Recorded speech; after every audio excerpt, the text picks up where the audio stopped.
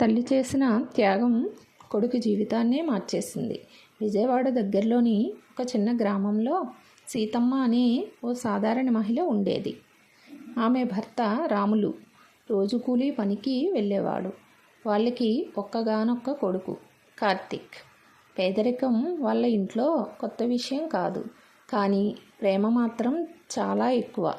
సీతమ్మ చదువు పెద్దగా చదువుకోలేదు, కానీ తనకు కొడుకు మాత్రం బాగా చదివి పెద్ద మనిషి కావాలని కలలు కనేది.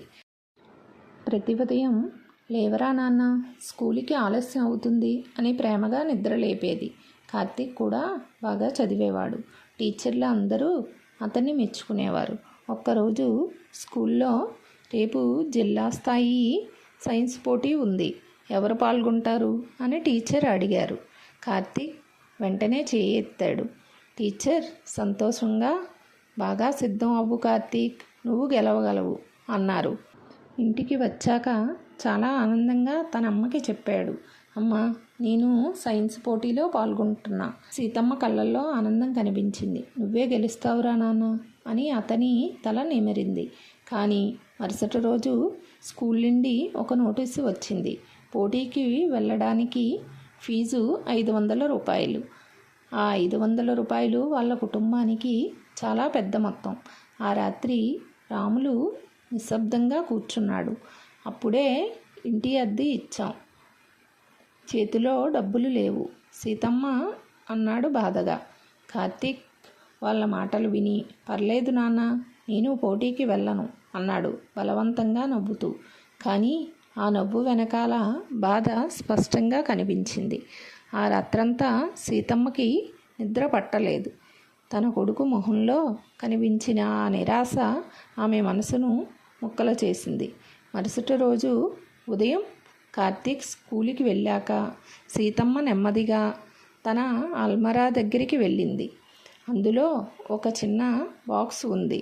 ఆ బాక్స్లో ఆమె పెళ్లి సమయంలో అమ్మ ఇచ్చిన చిన్న బంగారు తాళి గొలుసు. ఆమె దాన్ని చేతిలో పట్టుకొని చాలాసేపు చూసింది.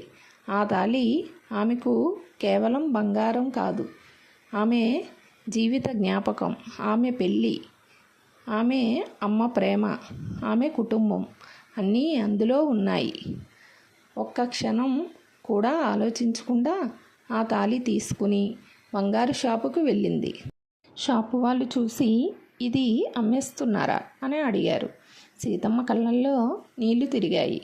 నా కొడుకు చదువు కోసం అని చిన్నగా చెప్పింది.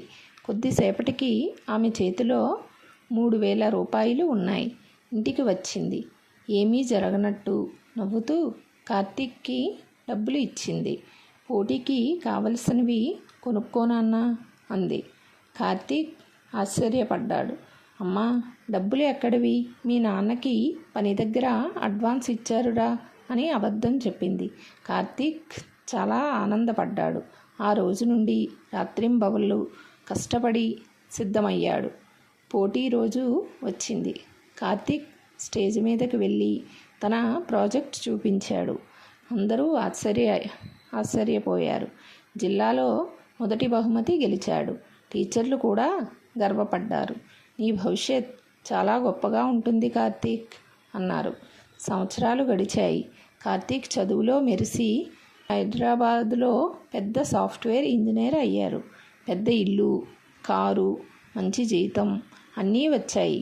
కానీ బిజీ జీవితంలో తల్లిదండ్రులతో గడిపే సమయం మాత్రం తగ్గిపోయింది. ఒకరోజు సీతమ్మ ఆరోగ్యం బాగా క్షీణించింది. కార్తీక్ వెంటనే గ్రామానికి వచ్చాడు. అమ్మ మంచం మీద బలహీనంగా పడి ఉంది. ఆమె చేతిని పట్టుకొని ఏడుస్తూ, అమ్మా, నువ్వు త్వరగా బాగుపడాలి అన్నాడు. ఆ సమయంలో పక్కింటి పెద్దమ్మ నెమ్మదిగా చెప్పింది, మీ అమ్మ నీ చదువు కోసం తన తాళి అమ్మిందిరా. కార్తీక్ ఒక్కసారి షాక్ అయ్యాడు. ఏమంటున్నారు పెద్దమ్మ? ఆ రోజు పోటీకి వెళ్ళడానికి డబ్బు లేక తన పెళ్లి తాళి అమ్మేసింది. ఆ మాటలు విన్న కార్తీక్ గుండె పగిలిపోయింది. తనకు గుర్తొచ్చింది ఆ రోజు అమ్మ ఇచ్చిన డబ్బులు, ఆమె బలవంతపు నవ్వు అన్నీ అతను కన్నీళ్లు ఆపుకోలేకపోయాడు. అమ్మ చేతిని బిగిగా పట్టుకొని, అమ్మా, నీ త్యాగం వల్లే నేను ఈ స్థాయికి వచ్చాను అన్నాడు. సీతమ్మ చిన్నగా నవ్వింది. తల్లికి పిల్లల సంతోషం కంటే పెద్దది ఏమీ ఉండదు నాన్న అంది. ఆ రోజు కార్తీక్ ఒక నిర్ణయం తీసుకున్నాడు. తన గ్రామంలో పేద పిల్లల చదువు కోసం ఒక ఫౌండేషన్ ప్రారంభించాడు. ఎవరు డబ్బు లేక తమ కలలు వదులుకోకూడదని నిర్ణయించుకున్నాడు.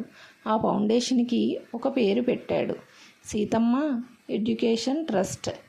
ఎందుకంటే ఒక తల్లి చేసిన చిన్న త్యాగం ఒక కొడుకు జీవితాన్ని మాత్రమే కాదు, ఎన్నో జీవితాలను మార్చింది.